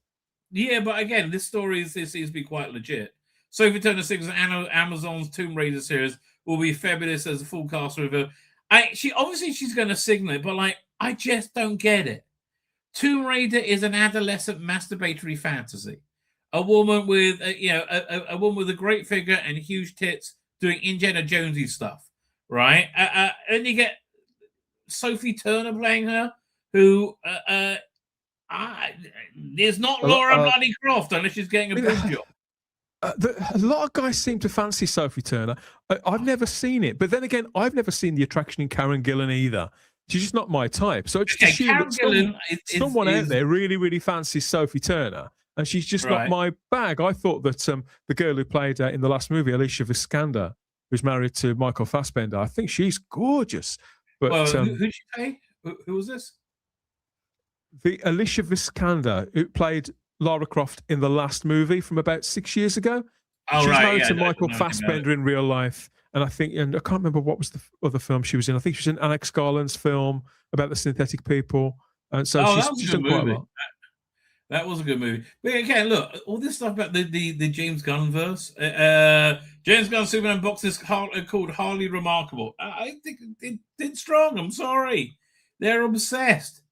Right? Yeah, there's nothing wrong with Superman was a big hit, and anybody who says it wasn't is a fucking cock. Yes, they are. So wait, this is interesting. Star Wars Starfighter, which the fact I know nothing about this and can't get any bead on it, any read on it whatsoever, really kind of excites me. Yep. Right? tell me fuck all. I don't even want to see a trailer for this bastard thing. I'll go. Sean Levy, Ryan Gosling, Matt Smith, I'm there. It's for them. Amy Adams. Sorry? Amy Adams as well. I'm there. I am theirs. I am theirs to lose. Everything about this points to a fun hour and 3/4 in the cinema. If they show me, it's up to them to lose me now with that. I mean, they really do have all the things there. But now it says Starfighter will feature Jedi and lightsaber duels. Well, that's a good idea. Right? That is a very good idea. Well, yeah, it's a Star Wars film. Well, I mean, like Mandalorian survived without that so much. It's a bit like making the Fast and Furious, but saying, "Can we not have so many cars, please? We don't do it." Yeah. Paramount pushes back after Warner Brothers rejection. Warner Brothers is not selling to Paramount. I think that's very clear. They are not interested in any way, shape, or form to take up the Paramount offer. They want to sell to Netflix. Is that the vibe you get? Oh, absolutely. Well, I mean, Paramount are not endearing themselves in any way, are they? No, their they're like, idea they're like of a hostile takeover. If there's a certain way, to push things even further against you, then attempting a hostile takeover is absolutely one of them. I think it's all over. I mean, it could well be that money has changed hands here.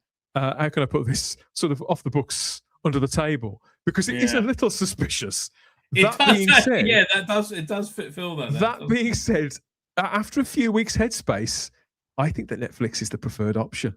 Now I understand why they've bought Warner, why they're attempting to buy Warner Brothers.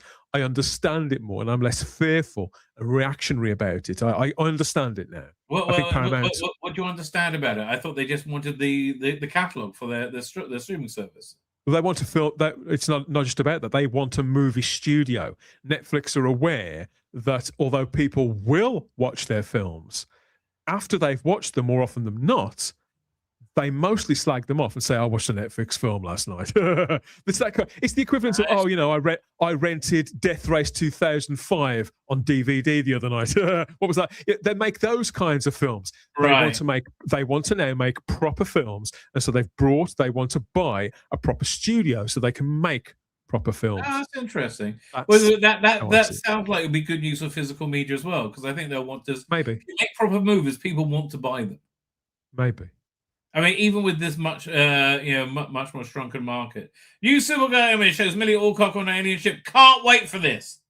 I'm really psyched for this. Again, one of the things that really got me going. Man on Grogu. Yeah, I'm looking forward to that too. Toy Story was revealed. Bonnie bonding with new. Don't care. Slagging off James Gunn. Mark Hamill confirms JJ is the biggest hack. Mark Hamill, you're the biggest bloody hack. Will you stop? Yeah, Hamill needs to. He's another one needs to stay quiet. I mean, again, our side of the aisle kind of lose their plot when it comes to Mark Hamill, but he's another fallen king. You can see why people find him so egregious when he's been a complete embarrassment now for a number of years. So I understand more in that respect than the James Gunn thing. But really, the best way to react to a person like Mark Hamill is to just ignore the guy. Yeah, he's an old deranged. He's never going to change. Yeah, he's getting on. He's never going to change. So really, we just accept that he's a bit of a knob, and let him do whatever he's got to do, and ignore the guy. Move on. Yeah, I think you're probably right. So I think new on Bleeding Cool. 13th Doctor in years. I like, however much they try to make them like the real Doctor, it's just never going to happen. Right? I just don't think it will ever really happen. I was waiting to be informed by some fans here and there. I thought, well, over the coming months, now they're on Big Finish, and that release pattern that they've got with that series makes sense. So I thought, well, over time, the fans of Jodie Whittaker will reveal themselves and their verdict on these brand new stories, and we'll know whether there's any kind of buzz around them or not. And do you know what? There's some around the Eccleston stuff to some degree, but it is mostly based on nostalgia, and people say, "Oh, I feel like I'm 10 years old again listening to this stuff." But when it comes to the Whittaker and Mandip Girl stuff, I haven't heard a dicky bird. I'm not even convinced. It's radio silence. There's nobody effusing about them whatsoever. Nobody's slagging them off. Nobody's raving about them. So nobody's listening to them. That's my theory. That's the conclusion you've got to reach. But the fan base, the people who were dyed in the war, what was it? Thasmin Till I Die types 3 or 4 years ago. It turns out they're all off doing other things. They've probably thrown away their silly flags, and maybe and started to live a proper adult life by now. Yeah. And so they haven't given it a passing thought since, or they've admitted to themselves that it was shit all along and not really worth going back to. I find that of most Jodie fans now, they've really grown up, and they're just not as awful as they used to be. I haven't spoken to any, so it wouldn't be fair for me to say. Having but the said radio that, silence you around that brand this is. week, weren't you? Or was it last week? You were targeted this by what I like to call toxic fandom. Yeah, well, Yeah, it was sort of. Yeah, I mean, by one fan in particular who seemed a little bit bored for a few hours. And again, yeah, he did an who hour video on a 20-minute segment from your through your channel. And again, look, but you were talking about how Russell Davis is a bit of a degenerate sleazebag, and how he's become. Well, I wouldn't say that's what we were talking about, but I think we were talking about the mixed signals that certain decisions send out to the audience who are waiting for any word we can on the series' future, specifically casting. And for him to make some of the calls that he had. Especially having your toy boy boyfriend who's like 30 years younger than you, play the Doctor on the set of Doctor Who for no apparent reason, other than he gets a good blow. My position, because obviously the segment that we put out a few days ago, that was recorded quite a time, 6 or 7 weeks ago, and it was before we knew that they were in a relationship, so it changes things slightly. But in my view, if anybody. There's very little at the moment. Doctor Who is on its arse. There's very little social currency left in the brand. It really is in a bad shape.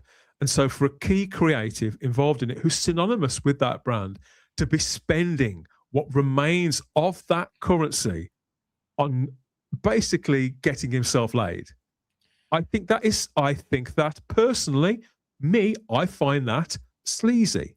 If it was a heterosexual man, if it was a heterosexual man doing it, I'd feel exactly the same. Again, imagine exactly that relationship, but it was with Bob Iger and Sydney Sweeney, right? You'd be like, that's gross, right? You would be like, oh, leave her alone. I mean, I've got nothing to say about them being in a relationship together, because I want people to be, in all honesty, I want people to be happy. And if two people can establish a loving, lasting relationship, then all power to them.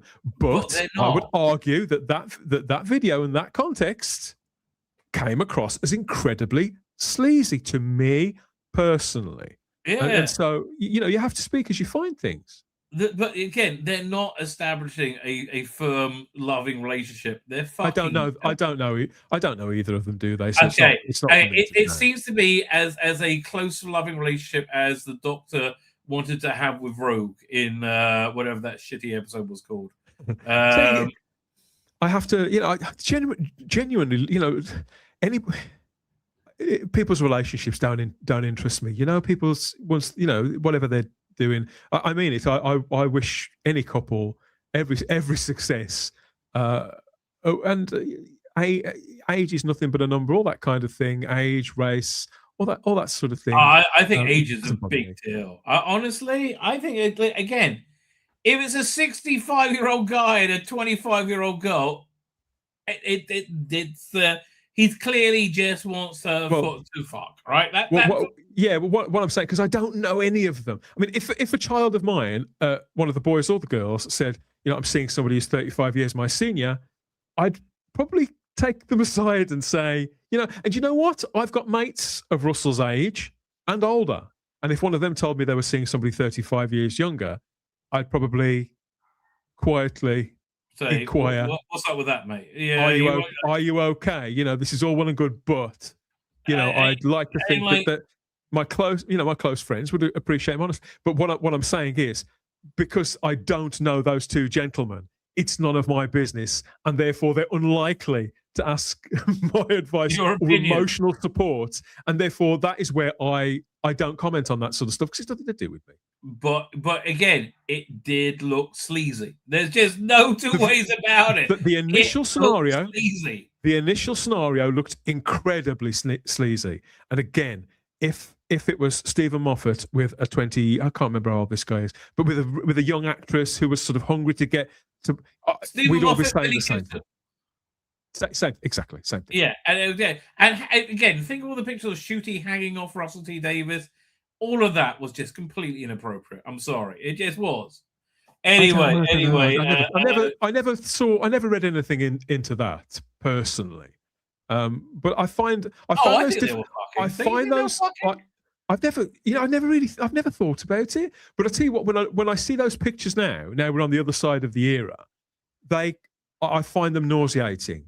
Because they were so confident and so. I know it's so wrong. Yeah.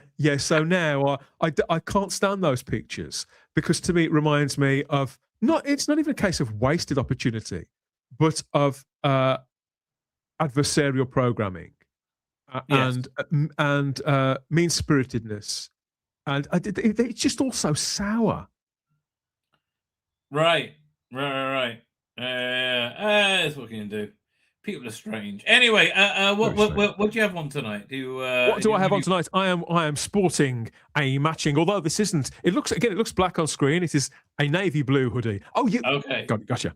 You mean this? I'm buying myself some time to show you this later on the Type 40 channel while we gear up to return. Where are we? To the live arena. That is YouTube and Rumble. You've got this. So this is good stuff. This is myself and a good friend of mine and returning guest Keith Barnfather from Real Time Pictures. I love Keith. He's such a laugh and a genuine fandom legend. He's every time I see him on, I've never met him. Every time I see him being interviewed, he just seems like a fun, nice guy. He's a very nice man. Very easygoing. Very funny. But he's also, and because he's so funny and so enjoyable to speak to, when he drops out the knowledge that he's got about filmmaking, working in television and drama, you think, you almost forget how accomplished a man like Keith is. It's very easy. I mean, like, it's not like he just started doing. Mythmakers is old now. That came. It was in the 90s. He started with. Yeah, that. we talk about that. Yeah, he started in the 80s, and we talk about that's what this is. This is him speaking about his path through that. But Keith organised. He's one of 2 or 3 people who organised the very first Doctor Who conventions ever anywhere. Yeah, that was him. He was there, and there's pictures in this on the enhanced video edition on YouTube. This is already up on the podcatcher, so you can get this on. If you prefer to hear us on Audible and Spotify and not look at us, and who could blame you? You can already hear this out on all the pod feeds and Apple and all that kind of thing. But the enhanced video edition is exclusive to YouTube and Rumble. It's coming from 8 p.m. tonight with lots of nice pics and things. All right, that's cool. I mean, I'd love to see if he did like Mythmakers, but on something like the New Adventures, using AI to like illustrate things. Yeah, let me check. I saw a new thing I thought was very good. Where is this? This AI clip. Oh, I'm getting a little wizzy wheels. It's trying to open up the drive. Oh, here we go. Doink. Where was it? Here. Really like. I really like this.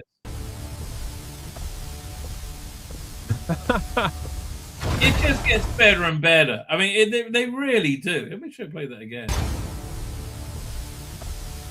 He even moves like a Cyberman, doesn't he? It's something looking like one. I mean, like, I'm really getting to the point where we're not far away that I will be able to like make my own Garn, and insert it into what's the name of that story with the Lazarus? Terminus, right? Because that's the only thing that really mars that story. That Garn costume. Oh, it just distracts me, right? It just really distracts me.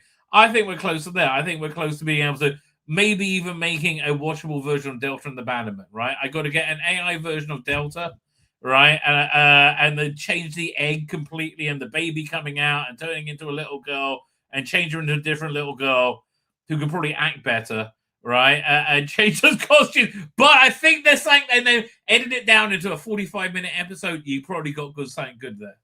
I have to object to this conversation on religious grounds. You are a big fan, right? A big fan of I'm a Seventh-day Delta apologist. I know. Honestly, but I'm really enjoying the new effects and certain, like when they open, especially the studio bound stories, when they like do like planetscapes and it just makes it so much. I love all that. It's very, very, very clever. I want to remind you as well as me talking to Keith tonight there on the channel, we've also got this coming up on Saturday. If you can still beam in for this, Rabbi, the surprise return yes, of Warp Pride Live. I am. What time are we doing this? 7 p.m. UK time. So when's that for you? 1 in the morning? 9 p.m. for me. That should be fine. It's going to be good. It's going to be a laugh. We've got a nice crew, an able crew, a sober crew, maybe some of them. Well, I don't know. At 7 p.m. on Saturday, probably not. But we'll see. What happens. I can't vouch for that now. Now I've said it, so don't hold me to that. But they will be present. They'll be beaming in from various locations. So come and join us for the surprise return of Warp Drive Live this Saturday, 7 p.m. UK time, with myself and the Rabbi. Wait. When is the Starfleet Academy coming out? The 15th, I think it begins. Oh fuck me! I know. I'm just so not looking forward to watching it. Is it like a 2-episode premiere? You know what? I haven't looked. Maybe I should. I'll have looked by Saturday, everybody. I'll have looked by Saturday. Okie dokie. Fine. I think I better go and gird my loins and prepare for Saturday. Then I will. Get some of it. Thanks for the plug, mate, and thanks for inviting me on. It's good to see you. Always a pleasure. Always a pleasure. Fine. I think with that, ladies and gentlemen, I'm gonna head off into the sunset. And you too, I guess you'll continue with your spring cleaning. Fine. With that, I'm gonna hit the end broadcast, but I'm gonna hit it again. Say good.